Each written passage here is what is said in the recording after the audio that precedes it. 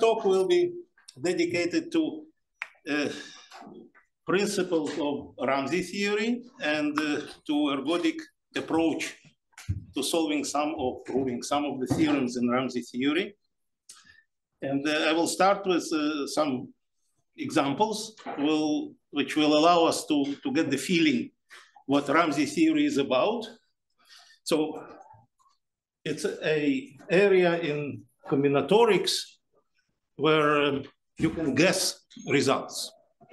That's very convenient. Unfortunately, majority of the results by now were already guessed, but there is still a place to keep guessing. And so the whole idea is that if you have highly organized structure, lattice, vector space, complete graph, and you finally partition it, then one piece still will be highly organized. So of course, it's not a theorem, it's a philosophy. So some examples. So first one will be van der Waerden. It's 1927. And so for any, my letters are of legible size? Okay. For any finite, we should say, partition coloring, which is a synonym, and here's a curious remark. We all are used to epsilon delta terminology. We don't say AB, we say epsilon delta. For unknown to me reasons in partition Ramsey theory, there are always R colors. When there are many colorings, you have a problem. So in any case, for any finite partition of integers, one of CIs contains arbitrarily long arithmetic progressions. And to fix a convenient terminology is AP rich. Okay. And so this is demonstration of the fact that if you have a equispaced lattice and you finitely partition, in one piece you still will have equispaced points, arbitrarily long patterns of this kind. And of course, you should not expect to get infinite progression in one color. And this is first semi-exercise. Okay, now I say semi-exercise to give a hint that this is trivial. And we will move on. And let's take another object. Say vector space over finite field. So it's called sometimes, I'm not sure why, geometric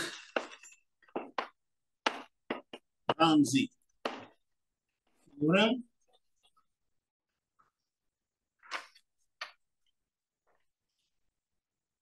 And so let V be a, say, countable vector space over a finite field F, then, and we should make a partition, and let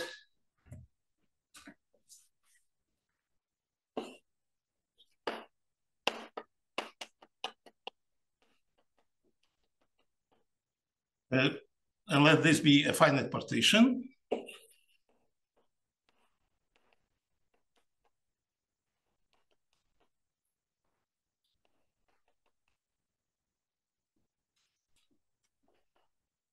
Then one of CI.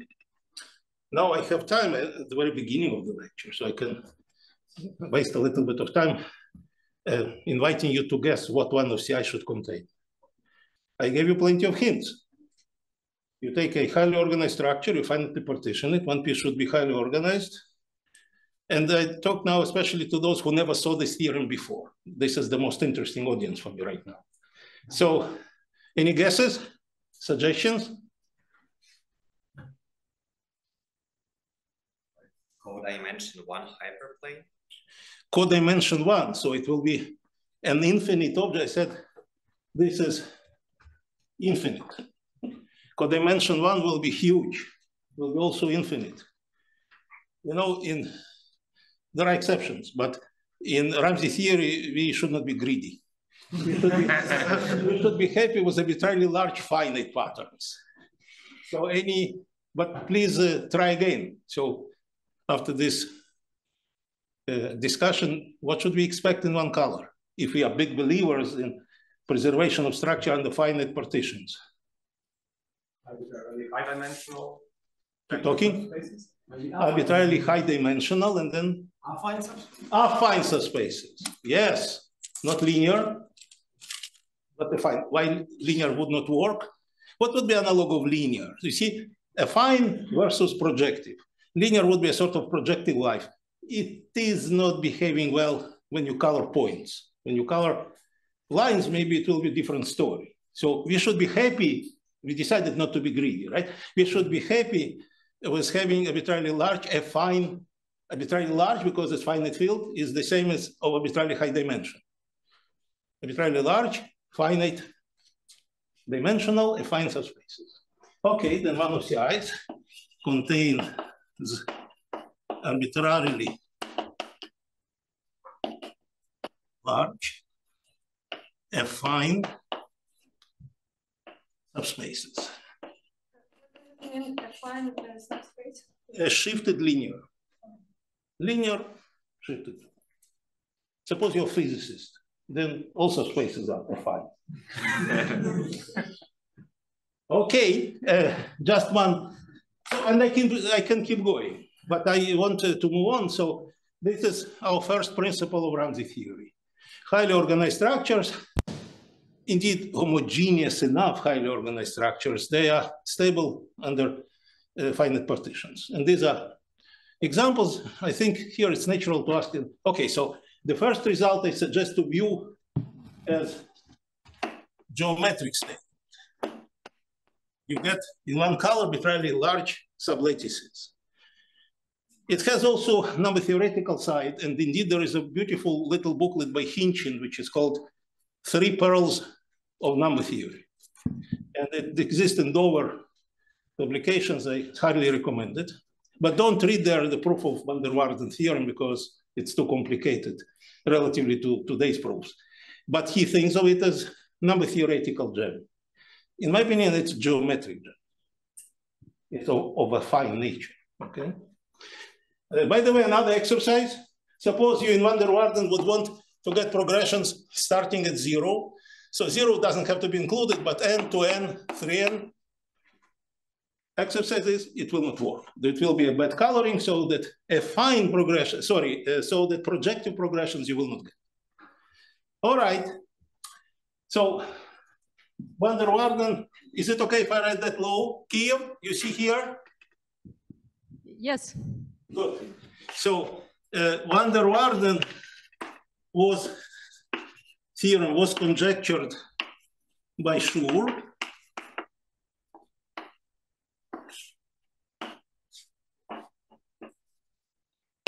In 1917, and also Schur proved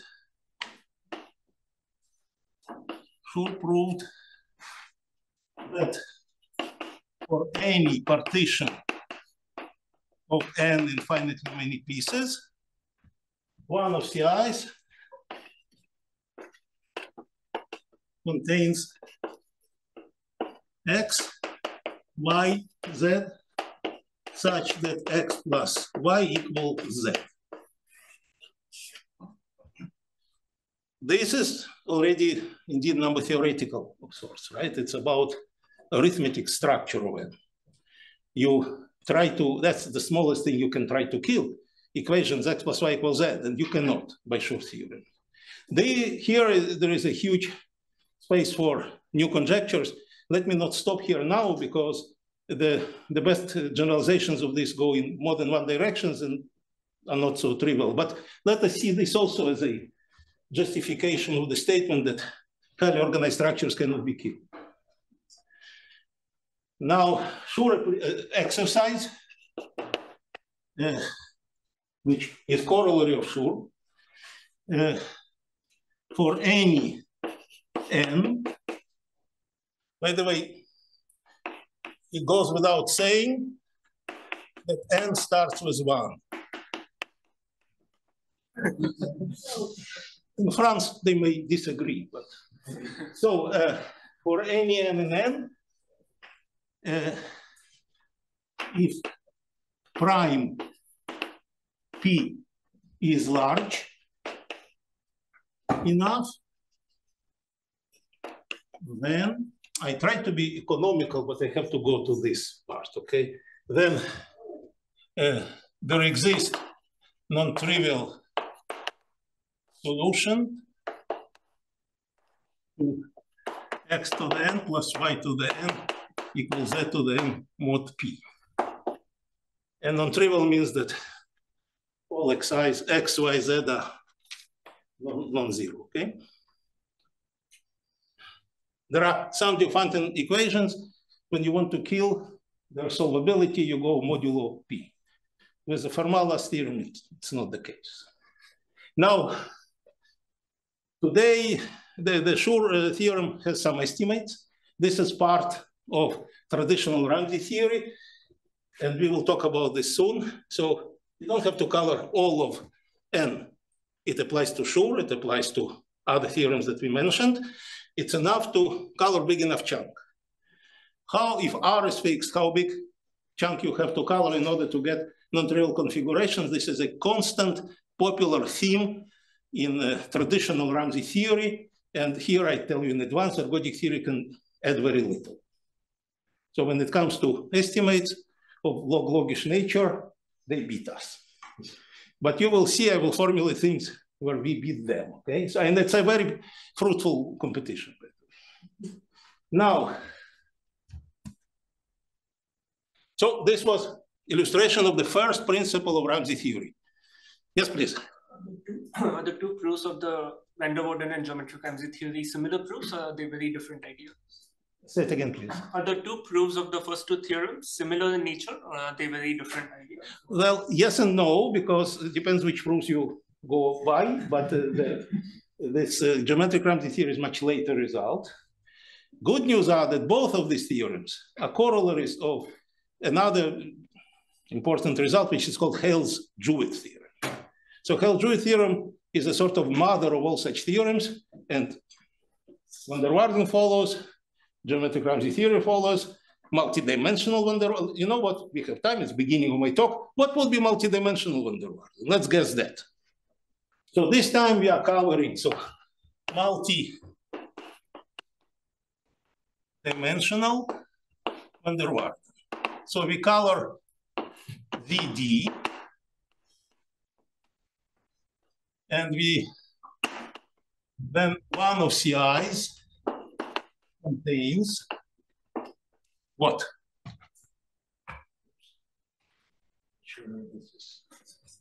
What is that supposed to mean? It's too short at just the beginning of the conference, like to be O space. And what is O space? Sorry, we have like some. Let's wait a minute. I don't want to lose them, so let's wait. Yes, yeah, we will wait a minute to make sure it's okay. Kiev apologies. Well, they don't hear you either. Oh, wait. The video still works. The display is. You just have to pay for connection. That's all. we went for the cheaper word.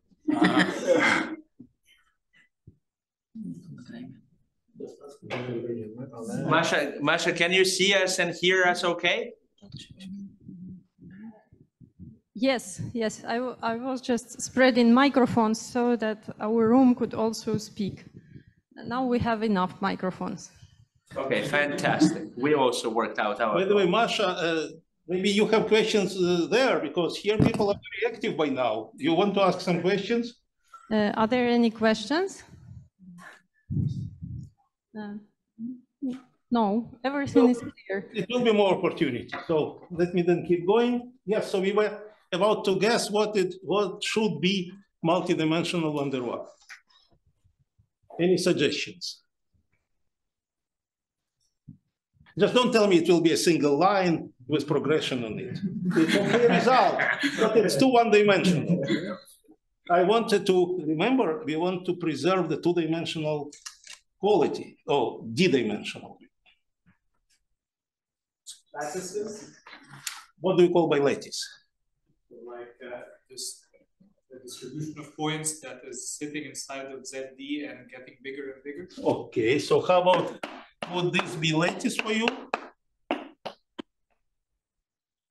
Yes.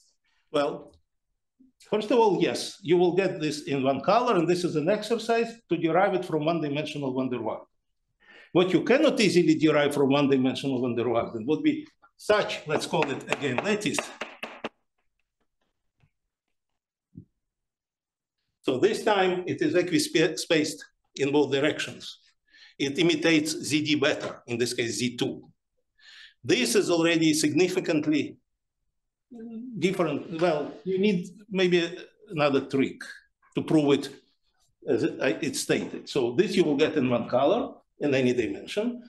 This you will get two, but this kind of lattice, not equispaced, you can derive from one-dimensional van der Waals, which is also an exercise and not super trivial because it depends on finitistic version, maybe, which I will formulate a little bit later. So for now, I think we are happy with first principle of Ramsey theory.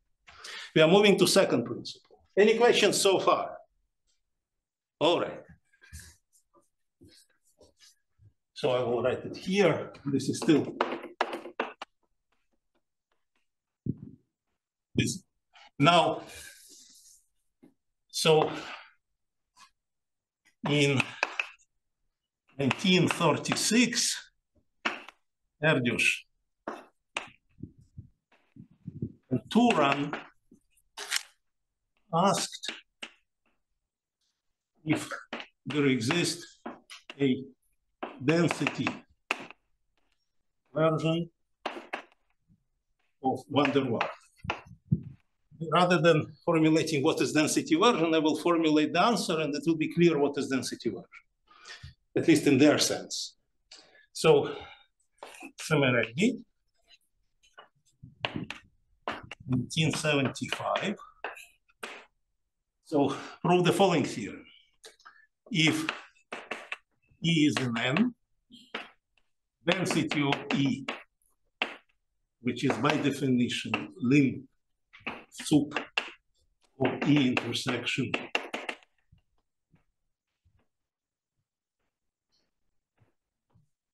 positive, then E is AP rich. Remember, AP rich means that it contains arbitrarily long progressions. So it's very similar to van der Waals, but this time the claim is that any large set, large in this sense, set of positive density, contains arbitrarily long progressions. Is the statement clear? Is it also clear that van der Waals becomes the corollary? Because if you finitely colored integers, this is easy observation that one of colors should have density at least one over upper density at least 1 over R. Maybe some pigeonhole principle is behind it. And so any large color will obey conditions of Szemerédi theory. Now,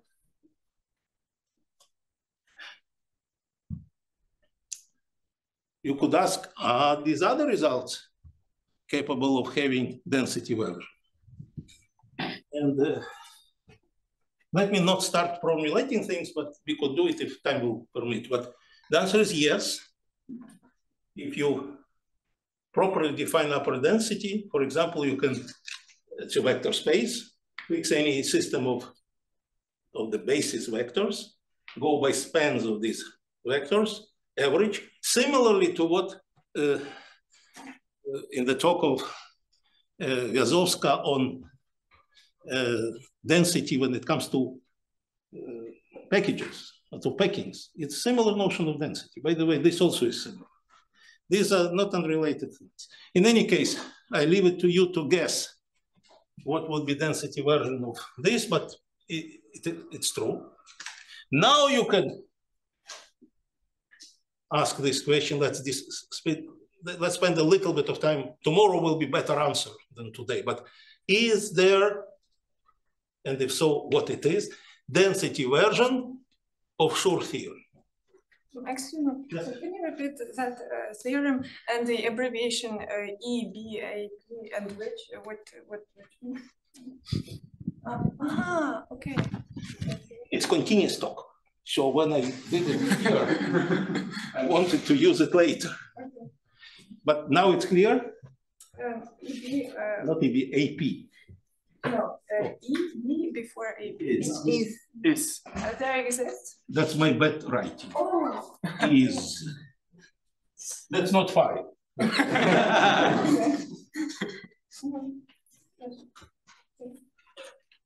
Okay? That's okay. Please keep asking, okay? That's why I'm giving my talks, for you to ask questions and for me to try to answer. Okay, any more questions? So we are comfortable with Szemerédi theorem as density version of van der Waals. Both of them about AP richness. In van der Waals, one color is at least one color is promised to have progressions. Szemerédi tells you that any large color has. That's notion of largeness. I assume, so let me formulate it again, i.e., if E is large, then E, now I have to try carefully, is AP rich. Okay? So I repeat, this theorem also has density version. And I think the founding fathers would be Erdős, Szekeres. They somehow had this idea that it's good to ask about density version. But life is tough, so maybe you will not have it.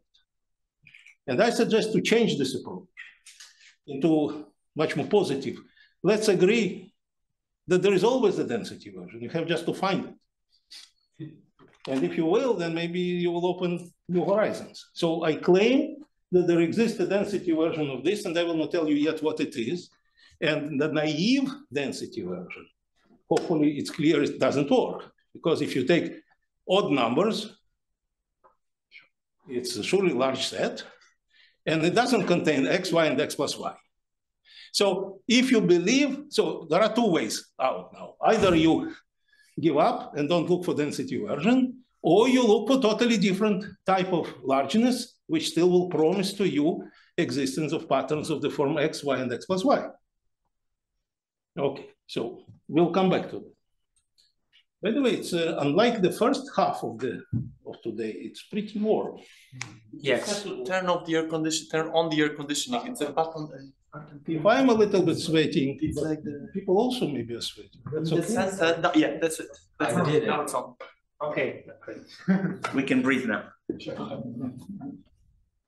Well, when it is too warm, it's easy to fall asleep. And then there is this rule. The rule is that you should try not to fall asleep, because when you snore, you can awake your neighbor.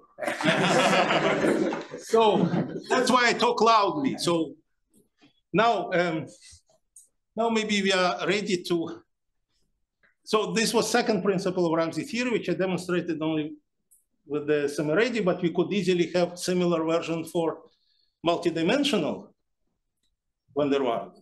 You should expect, by the way, the proof already came from ergodic theory, but you should expect for any large set in ZD, and how do you measure largeness? You can expand, say, by squares or by circles. Any reasonable way of expanding and measuring the percentage will work.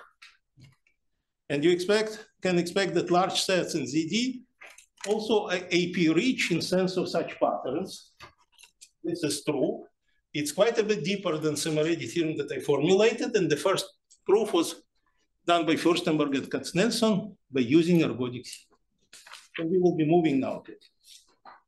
Okay. I think I will erase.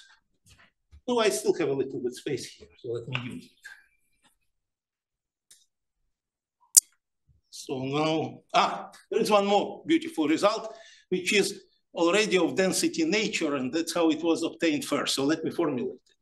So it is Sarkozy.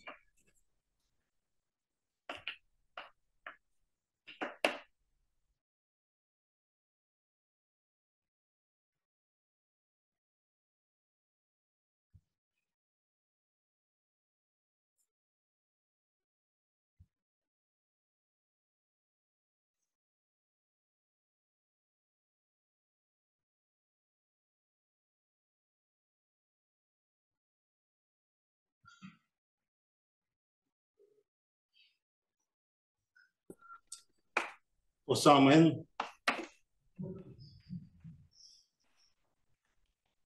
in the, is the statement tree. So in large set, in this case, the same notion of largeness, your n goes to infinity. If set is large, there are always 2 points whose distance is perfect square. And that's really, in my opinion, amazing fact.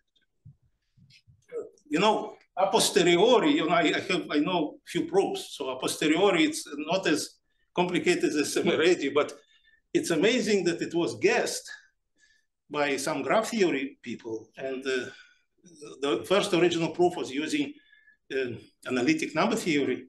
It's very interesting result, and we will deal today with its generalizations. So again, gives you a lot of food for thought. How do I do with time? Do we have timing? Time here. Oh, that's okay. We started a few minutes late, right? Absolutely. So, yes. So what about other polynomials? Very good. Make a suggestion. N squared plus 1. No, it should be 0 at 0. Why? N squared minus 1 works. And I gave away my secret. N squared plus 1 does not. So polynomials which are 0 at 0 work better because they work always. Polynomials which are not 0 at 0, some of them work, some don't. And we have a complete answer when. You may want to think another exercise. Which polynomials are at least candidates for Sarkozy theorem? So as an example, you can easily check that n squared plus 1 doesn't work. And n squared minus 1 does. With integer roots? Sorry? With integer roots? Polynomials with roots which are integers? It doesn't have to be the case. Good question. Starting with degree 5, there are polynomials not having integer roots, which are still good for Sarkozy theorem. Good question. We'll find integer roots. Okay. Yes.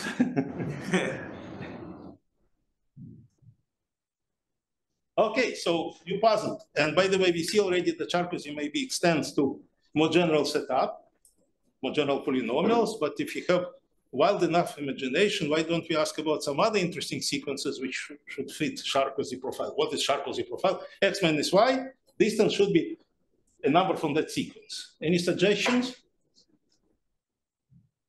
Be brave. No one asks about 2 to the n? The power of 2. Yes, 2 to the n, that's what I was expecting. Thank you. No.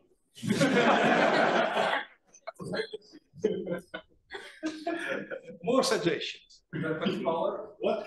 Perfect power. Perfect power. What is the variable? A to the n is the variable. N squared, n is the variable. If it's polynomial in perfect power, it's fine. If it is like 2 to the n, forget it. After we asked about 2 to the n, there is only one more sequence to ask about. Right? Primes, yes. Well, primes should not work because primes are not divisible by 2, right? So if you said, well, by 4. So if you take your set, which is 4n, it's large set, but no 2 points would be a distance which is prime, right? Did we kill primes? No. Primes minus 1 work. So primes minus 1 are okay. Primes plus 1 are okay. And no other shifts of primes are okay. So it's interesting, mysterious for now. And depending how you plan to prove it, especially with primes, maybe you want to use number theory. When you do with squares, you don't have to, but with primes, you have. All right, so we have now interesting density results. So in case of Sarkozy, actually, historical twist was that first he proved this, and then later it was observed that there is a density version, a partition version of Sarkozy, which doesn't follow from Sarkozy and does not imply Sarkozy. It's an interesting variant of Sarkozy theorem. So here is it's not an exercise, but fact. I put it as a remark in one of my surveys in 1996. So since then it is known. So fact is that if N is finitely partitioned, then, by the way, this is I. I realize now that I don't write I well, CI. Now, then one of CI contains X, Y, Z, such that X minus Y equals Z squared. So it starts a new topic, which polynomial equations are partition regular. This is partition regularity that we stated here. This equation is partition regular, meaning for any finite coloring of integers, in one color you find all the ingredients. In Sarkozy case, X and Y were from your set, but N would come from potentially another set. Here, everything comes from the same set. And like it often happens with equations in number theory, what is interesting about this is the challenge. So what is needed? How do you prove it? We may discuss it tomorrow. Tomorrow will be more natural. All right, then I move now to ergodic part of the whole business. So I'm erasing any questions. The people, I will be referring to these things. So let us make a small, short, brief review. Szemerédi theorem is density version of van der Waerden theorem. Both of them are about AP richness. Ergodic Ramsey theorem, sorry, not ergodic. Geometric Ramsey theorem is analog of van der Waerden. This time, instead of progressions, you think about finite dimensional subspaces. It has a density version. Schur theorem is about this equation, X plus Y equals Z. Sarkozy is about this equation, or more general, X minus Y equals polynomial, for those polynomials for which it works. Now I'm erasing.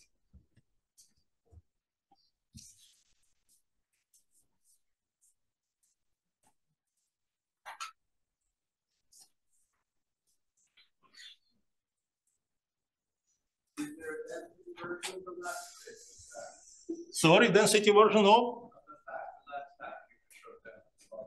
this one? No. And yes.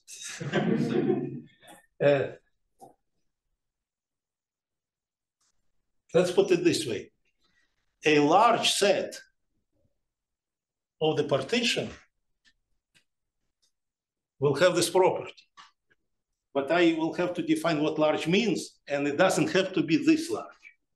So let me, before I start erasing, I want us to keep in mind that this is one of many.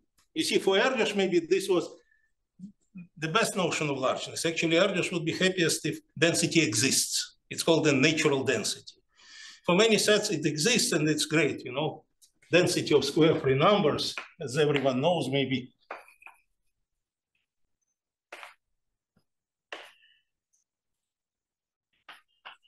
We will meet them at my third talk. Square free numbers are familiar to us. So these are numbers you write n as product of primes. And in case of square free, just product of primes in first powers. These are square free numbers. And for those who see it first time, it's maybe surprising that these numbers are large. The set of these numbers is large because you use only small portion of all numbers if you think multiplicatively, right? You take only products of primes to first powers. Yet additively, it's large set, and this density equals 6 over pi square, which is a very nice number. So natural density exists, and is actually bigger than 1/2. We'll come back to this set in my third talk. Is the condition for the polynomial that it takes a root modulo every root? Yes. Such polynomials are called intersective. Very good.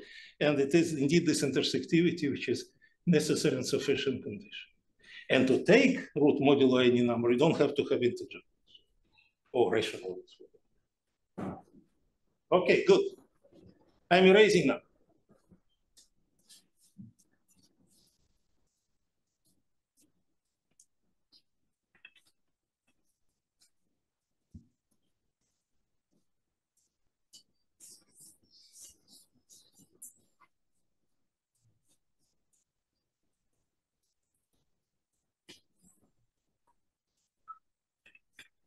Okay, so Furstenberg's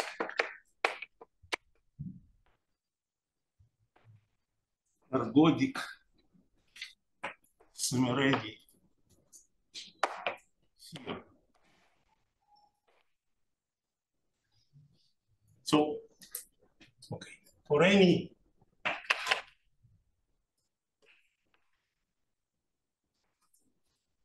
probability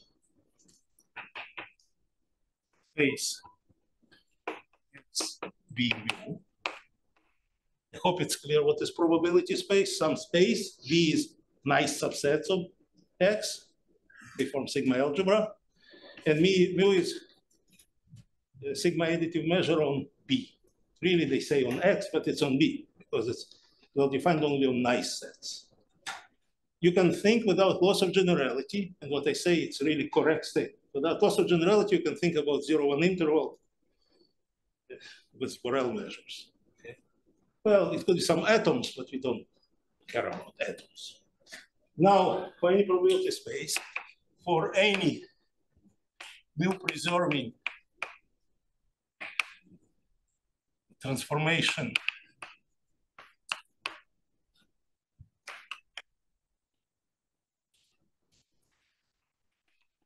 X to X. Mu-preserving means that measure of inverse is preserved, A and B. Now I will formulate it in this generality. T doesn't have to be invertible. That's why I write here with inverses. Like many things in mathematics, inverses are natural here. But for goals of Szemerédi theorem and other things, you always can think of T as being inverted. There are natural tricks which reduce general case to that. And in any case, for any space, for any transformation, for any A of positive measure, for any K in N, there exists N such that measure of A minus 1A, minus 2MA, minus KMA is positive. Let's make sure that we understand the statement. So you take your set, you take its preimages spaced at progression, n to n, 3n, and you'll have joint intersection. That Furstenberg ergodic-Szemerédi theorem, it is equivalent in normal mathematician's sense, not in logician's sense. Namely, I can derive each of them from the other infinitely many words very finitely many words. And what is a new feature? Well, I will try to make some suggestive remarks for you to feel that that's maybe not far away from Szemerédi. But what is new here, at least the way I formulate, this is a sort of static result. Large set has progressions. And this is dynamical result. By the way, pay attention to quantifiers. For any measure preserving system, by the way, such quadruple x, b, mu, t is measure preserving system. And we will, for optimization reasons, call it such, okay? So for any measure preserving system, for any set of positive measure, for any k, there exists n. So it's not really ergodic theory of sorts, because you don't assume anything about measure preserving system. The quantifiers are such that this is just general fact of life. You just formulate it in ergodic terms. No assumptions about the system. No assumptions about specific A. Okay? And now there is surely dynamical field here because T moves cells. And that's indeed the dynamical side of Szemerédi theorem now to make you feel a little bit more comfortable seeing that these are perhaps similar results. Why don't I formulate here a version of Szemerédi's theorem? When I say a version, I mean equivalent.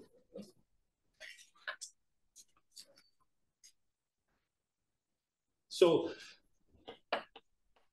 if d bar of E is positive, you remember we start with d bar of E positive. Then for any k, there exists n such that d bar of E intersection E minus n intersection E minus 2n minus kn is positive. I think now we can start feeling that maybe it's not so unnatural to formulate Szemerédi this way. Here the movement was by general measure preserving transformation.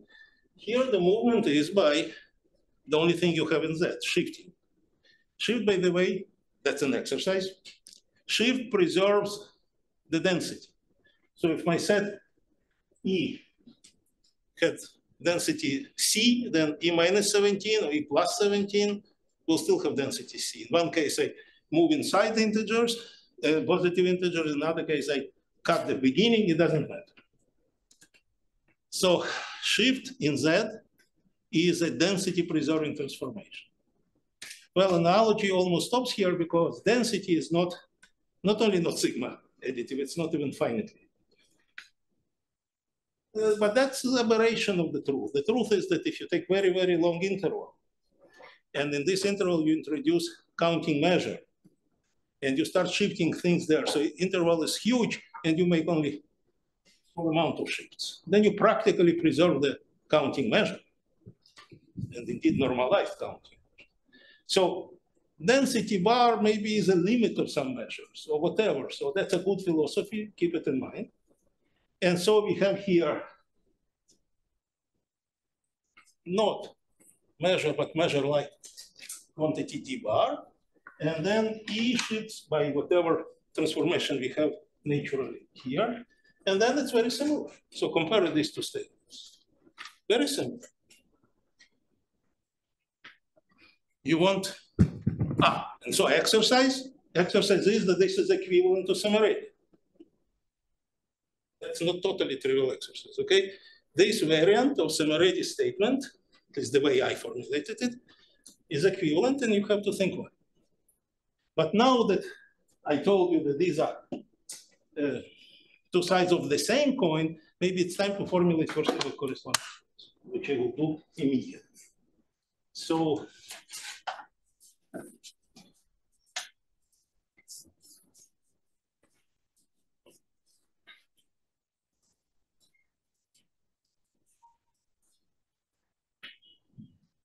well, for now, I don't want to erase this.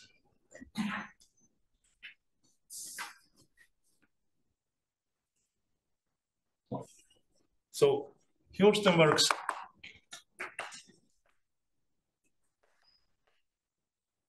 correspondence principle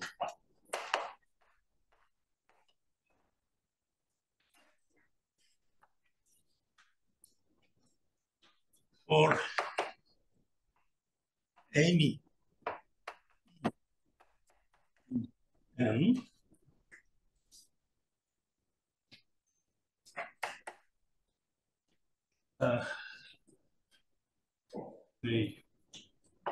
with d bar of e positive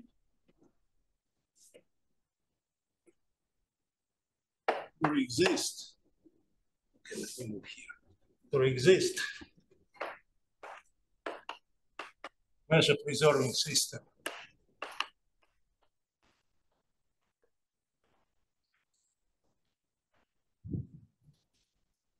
and A in B with measure A equal d bar of E such that for any n1, 2, k, and say d bar of E intersection E minus n1 and k bigger or equal than measure of A E minus n1 A minus n2 A E minus n k. That's it. So let's discuss it. It's very fundamental principle which allows us to start proving ergodic theorems and always be able, by modifying if needed this principle, to get combinatorial applications. So what is so important here? This is ergodic theory, which deals with nice objects. Mu is sigma additive. T is measure preserved. And here, the bar is not additive, but dynamics of intersections of this kind is minorized by this dynamics. So if here you get positive intersection, like here, then by Furstenberg correspondence, it will be positive. All right, that's an instance of application of Furstenberg correspondence, right? This d bar of E minus n minus n will be bigger than mu 8 minus n8 is kn. So if you know that this is positive, this will be positive, and that's your Szemerédi theorem. Okay? Yes, please. What do we assume about T? We assume the same as here. And what did we assume here? Literally nothing. T was just measure preserving transformation. Okay. So T is not mentioned in the couple. No, it's mentioned here. Oh, T, because measure preserving system here. Thank you. I stand corrected. Measure preserving system is quadruple X, B, mu, T. Thank you, thank you. More typos? Just a question. So you showed the solution of the previous exercise in one direction, right? What was the previous? I don't remember. The one. The of Szemerédi's theorem is equivalent to the Szemerédi's theorem. Right. Only one direction is maybe not trivial. Right? So if you have Szemerédi, you have to get this. But if you have this, any x in this intersection will be a starter of progression of length Okay, plus 1 in this case. So in this direction, it's easy. Yes, please. What is Ramsey theorem? What is Ramsey's theorem? I was expecting this question 20 minutes ago, but so if there will be time, I will formulate it. Ramsey theorem is related to Ramsey theory, but so far it was not used. It's useful. So thank you for question. I will remember to formulate it. If not today, then tomorrow for sure. More questions? No, then we have to make at least one exercise based on what. There is a question, I guess. Oh, yes, please. Excuse me. Could I ask one question? Could you please explain what do you denote by E minus and K? It is a shift, right? Right. So X belongs to E minus X M to E minus N if and only if M plus N belongs to E. Yes, thank you. And by the way, that's a good question because as I told you, life goes better with inverses. So this is inverse operation of addition. That's better behaved sometimes. Here it doesn't. All right, any more questions? Yes, please. So here your X depends only on E. My X, this one? Yes. Right, because of this quantifier there exists. Yes, but can you construct it? Can you describe it depending on E? Or do you have some? How do I construct it? Yes.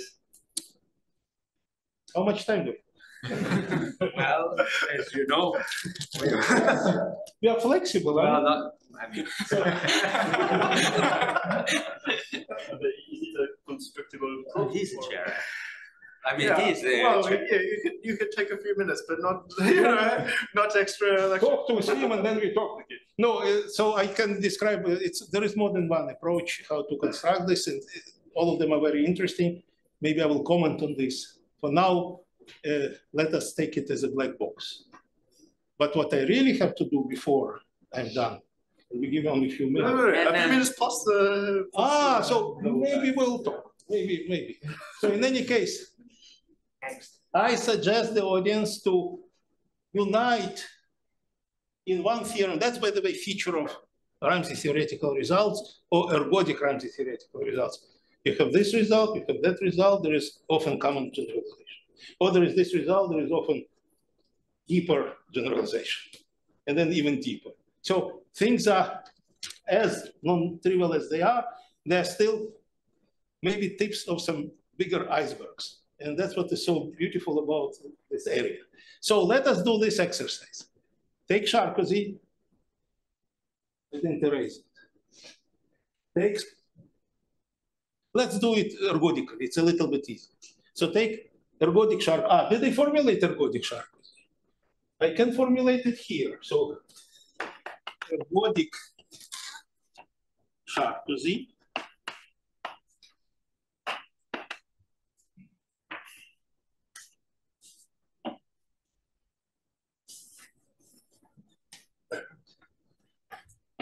And that's indeed Furstenberg's ergodic Sarkozy. For any measure preserving system, you remember it's a quadruple. For any A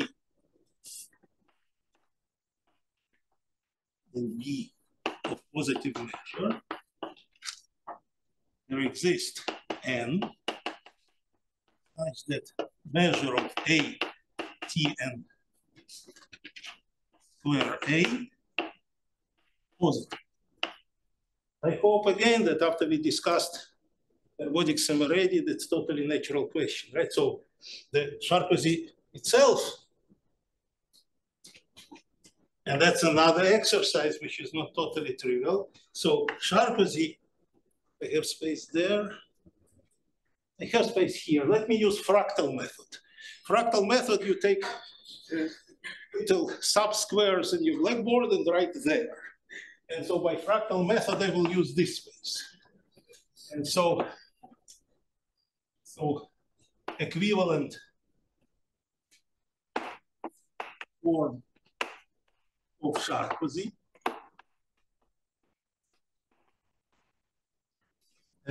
D bar of T intersection e minus n squared. I hope it's very suggestive after we had dynamical version, combinatorial dynamical version of Szemerédi, okay? So this is very similar to this. And if you just take k equal 1 and 1 to be s squared, you will see that Furstenberg correspondence principle implies that this result gives you sharpness. So we call it ergodic Sharpesi theorem. And that's amazing theorem. So Sharpesi is amazing because why should, in any large set, there be 2 points whose distance is perfect square? Let's see, how would I guess it? Here it's equally, here it is easier to guess this result because it's a form of Sharpesi, but some of you heard of Poincaré recurrence theorem.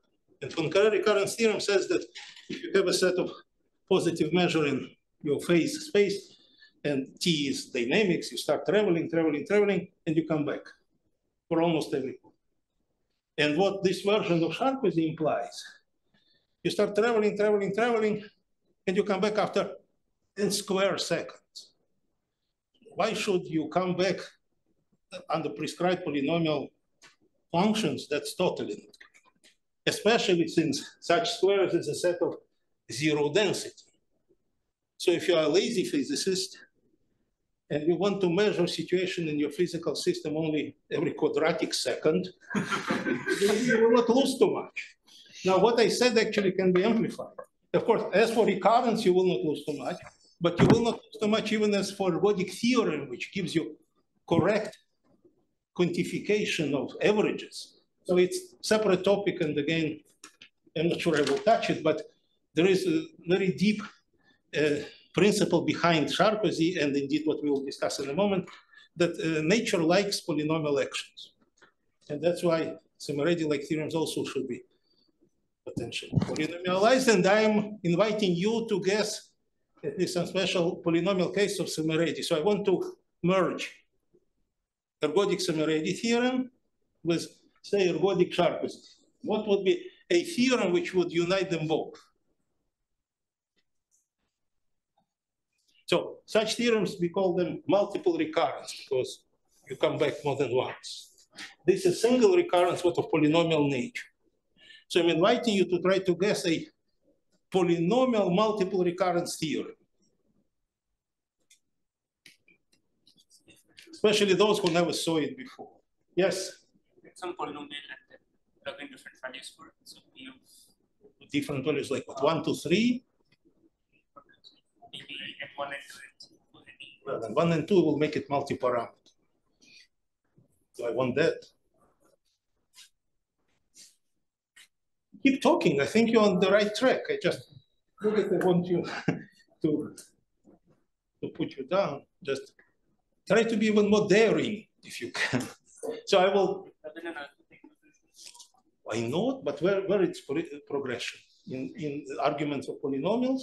But if my polynomials are, oh, you took same polynomial. Ah, let's start with your suggestion. Okay, so I need space.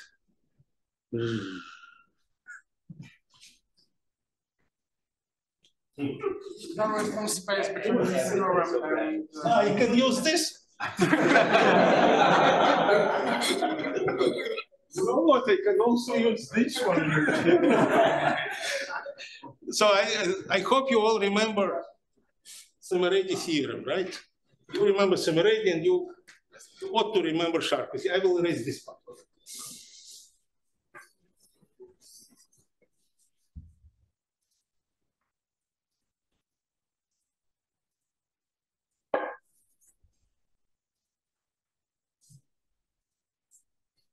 Okay.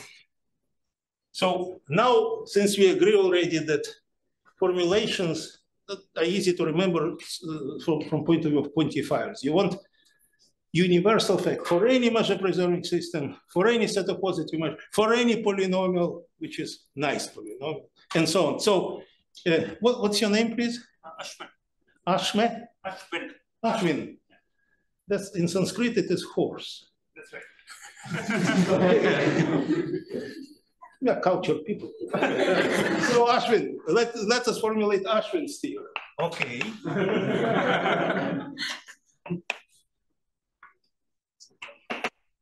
So for any x, b, mu, t, for any a in b of positive measure, for any p of n in z of n, say p of 0 is 0 to be safe, that's okay with you, I hope, then what happens? P intersect P power. So measure, so there exists maybe n, such, and maybe you want for any k, or for any k, there exists n such that measure of a Intersect dot T power minus. Well, that's where we should stop assuming that t is non-invertible or invertible, because we didn't ask for p to have positive values, negative. T is invertible, so it's here for any invertible. And take my word, it doesn't matter, okay? So I will write then Tp of what, n? Okay. Right.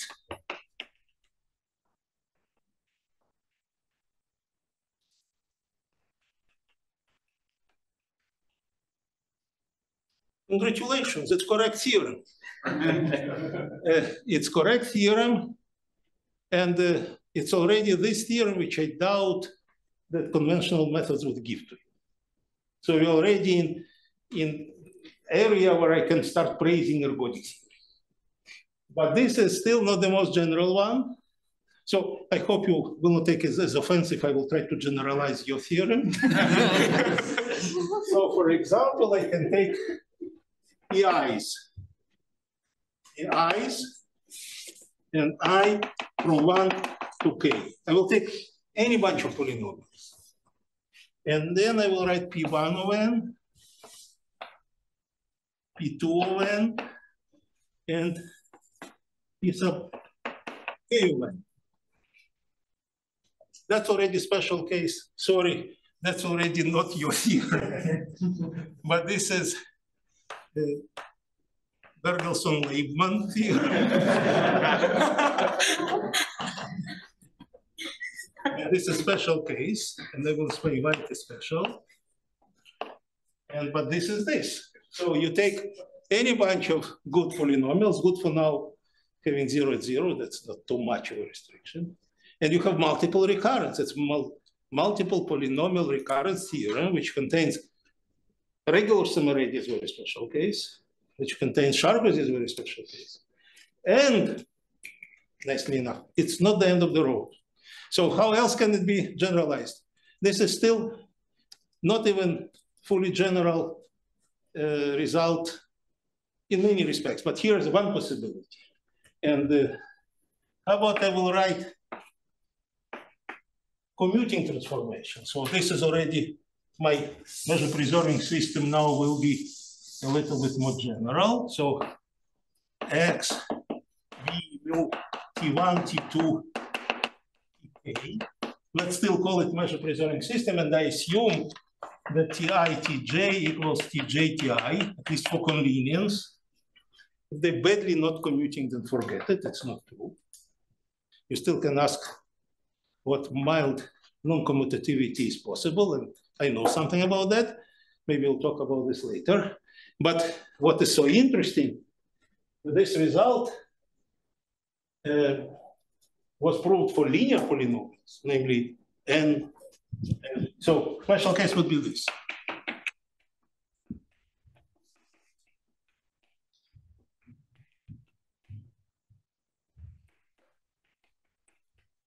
And this is Furstenberg and Katznelson.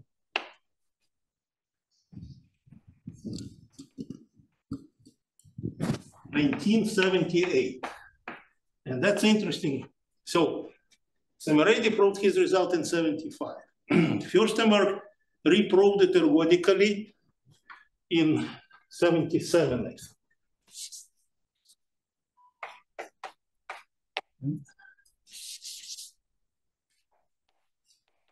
And already 1 year later, Furstenberg and that's Nelson proved multidimensional Szemerédi. Here is a open-ended exercise. Can you try to guess what would be Furstenberg correspondence principle when you have instead of one action T, or instead of configurations in Z, configurations in ZD? Then it is suggestive to think about shifts in every direction as commuting measure-preserving transformations, and this was a hint. So there exists Furstenberg correspondence principle for ZD actions, which explains why this result will give you, where is my fractal method? Will give you this. Remember we talked about ZD van der Waerden. What would be ZD Szemerédi? Any large subset of ZD should have configurations, those latest configurations of that type. It follows from this. And what is an addition that Sasha Lehman and I made? This is a special case, by the way. I have to tell you that generality of polynomial Szemerédi involves polynomial mappings from ZD to ZL. So in principle, you should have bunches of TIs to different powers. It will be too complicated to formulate, and this is impressive enough. So this result is already non-trivial polynomialization of that. And by that, Furstenberg correspondence for ZD actions, which I suggested as a exercise, you will see that from this result, it follows that you have polynomial lattices, so to say. Lattices with prescribed polynomial gaps. And if you would have the most general polynomial Szemerédi, it would be easier to formulate in geometric terms, which maybe I don't want to do since my time is. So, I am Mr. Boss, how much time I have? You can do negative numbers. Finish shortly. Okay, then I want to give one more exercise which relates to Poincaré recurrence, and that maybe will be all. And I'm not sure we'll have time to discuss how to implement Furstenberg correspondence. Maybe tomorrow if I will have time. But one exercise I want to do right now, and after all, every talk should have a proof, and today I didn't give you any proof. So it will be very short, 1 line, 2 lines proof, okay? Of Poincaré recurrence. So let me erase, I can erase this now.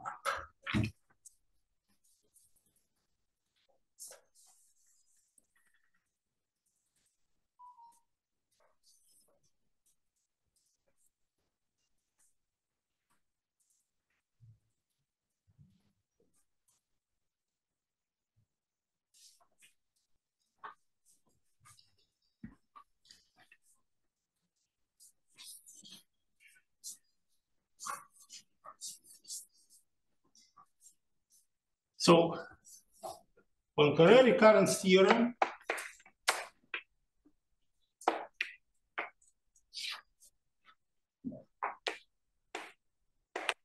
for any measure-preserving system, for any A of positive measure, for almost every x in A, there exists n such that x belongs to A. Is the statement clear? Do I have to define what does it mean almost every? You have a set of positive measures, so the set of points which satisfy it would be a full measure. The exceptional x is if they are there, and they may be. I have measure 0. This is classical Poincaré recurrence theorem. He proved it in his famous paper. It's a long story. I will not tell you, but he got a prize for solving, or would be solving, stability of solar system. This paper had mistakes. He had to pay the money of his prize and add something from his pocket to destroy that issue of the Acta Mathematica, and then he published on his own account a new version. And this theorem he calls a theorem. There are very few theorems. It's only almost 200 pages there, but there are very few theorems. This is a theorem. And he derives it from the following result. So this was an exercise to derive Poincare recurrence, and that's decent exercise. To derive pointwise recurrence from what I call set recurrence. So this is pointwise recurrence.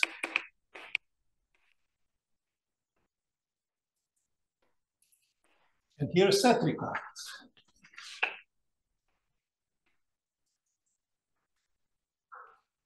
For any x given p, for any a is positive measure, there exists n such that measure of a intersection t minus n a positive.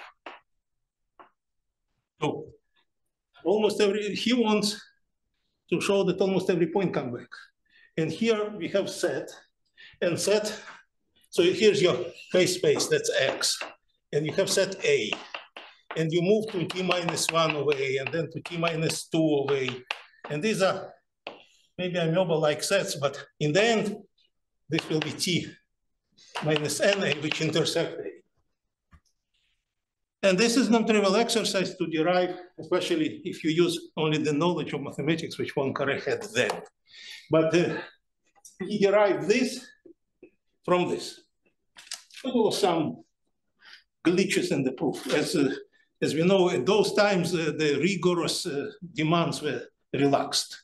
So he derived that from that. But here is the proof, and it should take one line. So proof, consider A, minus 1A, minus IA, minus JA. This is half of the proof. Now you have a bunch of sets of equal measure. You remember, T is measure preserving in probability space.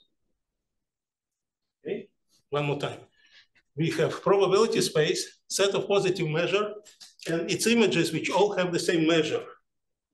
So you cannot peg them in disjoint way. By pigeonhole principle, two of them have to intersect. So there exists I smaller than j, such that measure of A intersection T minus j, A is positive. You agree with that? You should agree with that. It's just pigeonhole principle. But this is the same as measure of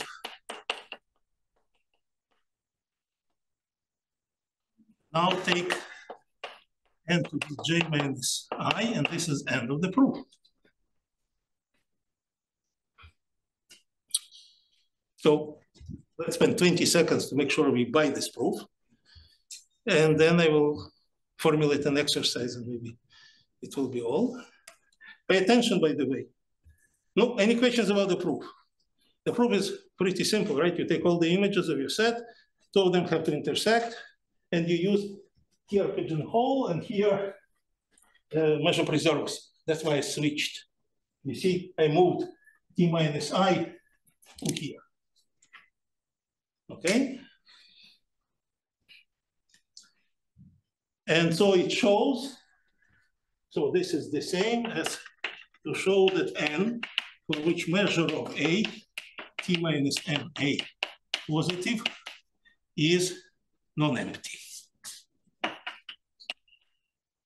And that's interesting enough, but now I start discussing the third principle of Ramsey theory. If there are configurations you look for, here we don't have configurations, measure preserving statement, but we may start thinking about what it would correspond to in densities. In any case, I want, and this is an exercise, call the set R for recurrence, prove that R is or has bounded gaps. Such sets are called synthetic. The notion of syntheticity is very old. Synthetic is the same as having bounded gaps. Of course, those of you who know ergodic theory will see how it follows from uniform Cesaro convergence and von Neumann ergodic theorem. That's not what I'm looking for. I want elementary proof, which is based roughly on the same ideas. You have to improve this proof to show that the set is not just non-empty, not just infinite, synthetic, it has bounded gaps. Now it brings me, I'm about to be done, Mr. Chairman. I know I have -5 minutes. So in any case, if you look at Furstenberg correspondence, the very first case, not Furstenberg correspondence, Furstenberg Szemerédi, the very first non-trivial case would be Poincare recurrence. So Poincare recurrence is totally primitive special case of Furstenberg and Furstenberg-Katznelson multiple recurrence theory. So that's how we can start thinking about Szemerédi and similar things. They generalize in totally non-trivial and deep way the simple pigeonhole-based thing. And this is one exercise. And second exercise, suppose I want to know this. It's analog in combinatorics. Can you show that this set is, that is R sub A and this is R sub E? Can you show that this set is synthetic?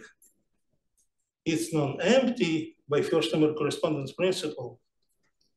But is it synthetic? It is synthetic by Furstenberg correspondence principle if you know that this one is synthetic. But can you show it directly?